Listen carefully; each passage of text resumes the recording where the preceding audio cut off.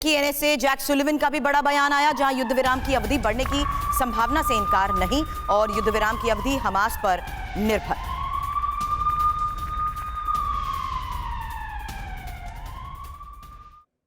युद्ध विराम को एक दिन और बढ़ाने के लिए इजरायल ने अपने पत्ते टेबल पर रख दिए हैं और अमेरिकी एनएसए जैक सुलिवन ने कहा है कि अब गेंद हमास के पाले में है। इंफॉर्मेशन वॉल का रुख करते हुए इस बड़े बयान के बारे में एक इंफॉर्मेशन आपके सामने, क्योंकि इजरायल हमास के बीच युद्ध विराम को बढ़ाया जा सकता है। ये बड़ा बयान इस वक्त सामने आ रहा है और उसमें यह भी कहा गया कि शुक्रवार से शुरू हुआ युद्ध विराम आज खत्म जरूर हो रहा है, लेकिन इसको लेकर क्या विचार किया जा रहा है, ये एक सबसे बड़ा सवाल है, क्योंकि इजरायल का बंधकों को छोड़ने के लिए एक दिन का और प्रस्ताव है, जिसको लेकर बड़ी खबर है कि हमास का इस प्रस्ताव पर सहमत होना फिलहाल मुश्किल नजर आ रहा है और इजरायल 10 बंधकों के बदले 50 फिलिस्तीनियों को छोड़ने के लिए भी फिलहाल तैयार बताया जा रहा है।